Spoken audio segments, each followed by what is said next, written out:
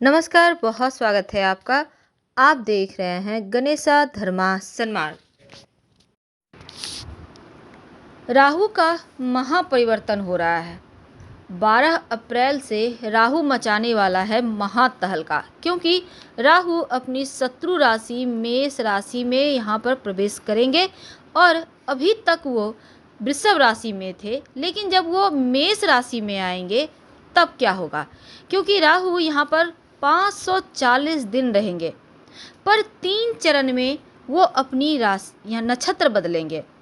तो इन 3 चरण में पहला चरण होगा कृतिका नक्षत्र का, जो 63 दिनों का होगा। दूसरा चरण होगा राहु का, जो शुक्र के नक्षत्र भरणी नक्षत्र में जाएंगे। और तीसरा चरण होगा केतु के नक्षत्र अश्विनी नक्षत्र में वो प्रवेश करेंगे। क्या होगा जब इनका परिवर्तन होगा नक्षत्र, चलिए जानते हैं विस्तार से। तो धनु राशि वालों के लिए राहु का ये महापरिवर्तन क्या कुछ बड़ा बदलाव लेकर आया है, क्या अच्छा क्या बुरा। जब राहु कृतिका नक्षत्र में रहेंगे, जो सूर्य का नक्षत्र है, तो ग्रहण दोष लगेगा। तो करीब 63 दिन तक आपको थोड़ा संभल के रहना है, कहीं कोई कलंक ना लग जाए, कहीं कोई आपके ऊपर उंगली ना उठा दे, आपको इसका ध्यान रखना है। दूसरा, आपकी राशि के ऊपर से जो राहु का प्रभाव है वो थोड़ा सा आपको, जैसे जो मुश्किलें थी, परेशानियां थी, बेचैनी थी, उससे तो मुक्ति देगा, पर राहु 63 दिनों तक आपको जो सरकारी तंत्र है उनसे उलझने से बचाव का सलाह देता है, क्योंकि सरकारी उलझन से आपको बचना होगा। विवादों में इस समय मत पड़िएगा, क्योंकि ग्रहण दोष में विवाद भी आपको उलझाएंगे। और इस समय आप बहुत सावधान से रहें, सबसे प्यार से रहें, खासकर सरकारी चीज़ों से। तो यहाँ पर 12 अप्रैल से 14 जून तक भरणी नक्षत्र में है, यहाँ पर सूर्य के कृतिका नक्षत्र में। इसके बाद वो भरणी नक्षत्र में आएंगे, जो शुक्र का नक्षत्र है। तो राहु जब भरणी नक्षत्र में आएंगे, भरणी नक्षत्र शुक्र का है, जो भोग विलासिता का नक्षत्र है, और यहाँ पर 240 दिन तक रहेंगे। तो भरणी नक्षत्र में भ्रमण करने का मतलब है आपके यहाँ पर शुक्र विलासिता प्रिय ग्रह है, लेकिन आपको लॉटरी, जुआ, सट्टा, प्रोस्टिट्यूशन वगैरह से आपको इस समय दूर रहना है, नहीं तो आप फंस सकते हैं। तो भोग विलास भड़काएगा, लेकिन आपको सावधान रहने की भी सलाह दी जाती है। तो पहले जो 63 दिन हैं वो आपको जो सरकारी कार्य में उसमें उलझा सकता है। ऐसा नहीं है कि हर जगह गड़बड़ी होगा, कुछ ग्रह की चाल आपको इन सभी चीज़ों से बचाएगा भी, लेकिन आपको फिर भी संभल के रहना है। और जो अंतिम 240 दिन हैं वो केतु के नक्षत्र अश्विनी नक्षत्र के ऊपर राहु भ्रमण करेंगे। तो जब वो केतु के नक्षत्र अश्विनी नक्षत्र में आएंगे तब क्या होगा आपके ऊपर इसका प्रभाव। तो ये प्रभाव आपके लिए बढ़िया है, क्योंकि करियर में तरक्की देगा, व्यवसाय में उन्नति देगा। तो शुरुआत का जो करीब 1.5 साल में जो आधा वक्त है, आधा से करीब ज़्यादा, वो तकलीफ दे रहा है, लेकिन इसके बाद उम्मीद से ज़्यादा आपको फ़ायदे भी देगा। राहु को भ्रम का ग्रह कहा गया है।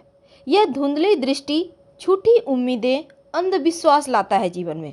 और राहु के प्रभाव से व्यक्ति ख्यालों में खोए रहता है, दिवा स्वप्न देखता है। जीवन में चूंकि इसका बहुत गहरा प्रभाव है, और व्यक्ति को जुआ, नशा या बुरी लत जैसी अवैध चीज़ों में होता है ना, बहुत सारे लोग अवैध चीज़ों का इधर उधर धंधा करते हैं, इन चीज़ों में भी राहु ही फंसाता है।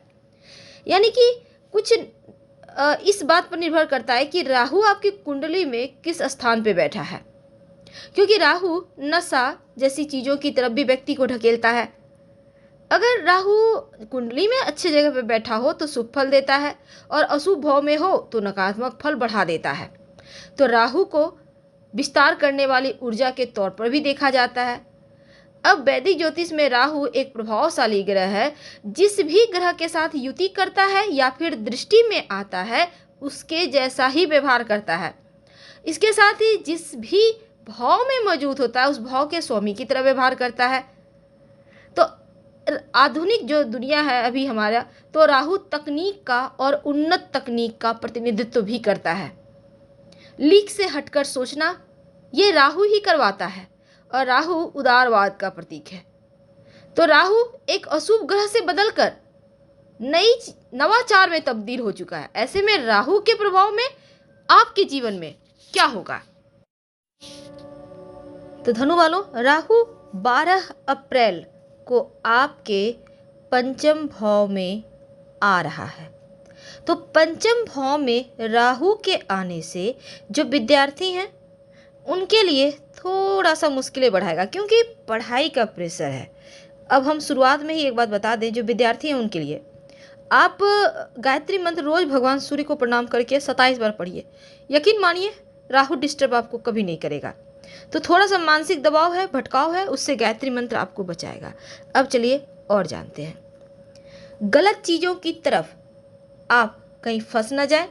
किसी से प्रेम संबंध है तो आपके लिए बढ़िया है, लेकिन यह समय कहता है कि आपके प्रेम में, उत्साह में तीव्रता आएगी। ऐसे में जो लोग सिंगल हैं उनके जीवन में कोई दस्तक दे सकता है। अपनी शौक, अपनी रुचियों को अच्छे तरीके से आप आगे बढ़ाएंगे। अगर आपके अंदर कुछ चीज़ें हैं जिसको आप धरातल पर लाना चाहते हैं, ये वक्त बढ़िया है। तो अपने शौक से भी आप कमाई कर सकते हैं। आपको आर्थिक लाभ भी मिलेगा और जीवन में सफलता भी मिलेगी। पर दूसरी तरफ जो यहाँ पर देखिए धनु वाले हैं, राहु का गोचर चूंकि पंचम भाव में होगा तो आपके अंदर जो रचनात्मक क्षमता है वो निखर कर आएगा। अगर आप कला के क्षेत्र से जुड़े हैं, फिल्म, मीडिया, ग्लैमर, संगीत वगैरह से, तो आपके लिए वक्त बहुत अच्छा है। लेकिन अगर आप प्रेग्नेंट हैं तो ज़रा संभल के रहिएगा, खासकर धनु वाले महिलाओं के लिए। अगर आप कि जो गर्भावस्था है ना, किसी तरह की जटिलता का सामना आपको करना पड़ सकता है। और कुछ आपके दोस्त जो हैं वो कुछ गलत दोस्तों को यहाँ पर आप अपने ग्रुप में शामिल कर सकते हैं, जो आपके लिए सही नहीं होगा। तो कोई भी डिसीजन बहुत सोच समझकर आपको इस समय लेना होगा, क्योंकि थोड़ा सा वक्त कुछ मामलों में बुरा है। लेकिन कैसे आप चीज़ों को संभालेंगे? देखिए, राहु केतु की अपनी राशियां बदलेंगे और अपने स्वभाव के अनुसार ही परिणाम देंगे। केतु की तरह राहु भी सूर्य और चंद्रमा का शत्रु ग्रह है और आमतौर पर इसे अशुभ ग्रह माना जाता है। इसलिए धनु वालों, केतु आपके जो यहाँ पर राहु आपके पंचम और केतु एकादश भाव में गोचर करेंगे, तो पंचम भाव में राहु की स्थिति धनु वालों के लिए ज़्यादा अच्छी नहीं है, क्योंकि भविष्य को लेकर असुरक्षा है, चिंताएं हैं। तो राहु अप्रैल में प्रेम, शिक्षा, रोमांस के 5वें घर में आएगा और आपके जीवन में अत्यधिक लाभ के योग बनाएगा। अगर आप सिंगल हैं तो आपके जीवन में कोई दस्तक दे सकता है। आपका विवाह होने की प्रबल संभावना है। अगर आप प्रेम विवाह करना चाहते हैं तो वो भी होकर रहेगा, क्योंकि प्यार का समय भी अच्छा है और प्यार के साथ आपका विवाह होने की प्रबल संभावना है। बस थोड़ा सा पर्सनल लाइफ को सुरक्षित बनाए रखने की आवश्यकता है। कोई आपको बरगलाए नहीं, इसका ध्यान रखें। धनु वालों, आपके दोस्त भी आपके लिए मदद करेंगे, लेकिन इस समय विशेषकर अगर फिल्म, मीडिया, ग्लैमर से जुड़े हैं तो आपके लिए बहुत अच्छा वक्त है। और संतान को लेकर थोड़ी चिंता है, इसका आपको ख्याल रखिएगा। खासकर जो प्रेग्नेंट महिलाएं हैं थोड़ी सावधान रहिएगा, और ये बहुत आवश्यक है आपके लिए। और उपाय के तौर पर एक पानी वाला नारियल अपने ऊपर से उतार कर बहते जल में प्रवाहित कर दें। नियमित रूप से हल्दी का तिलक लगा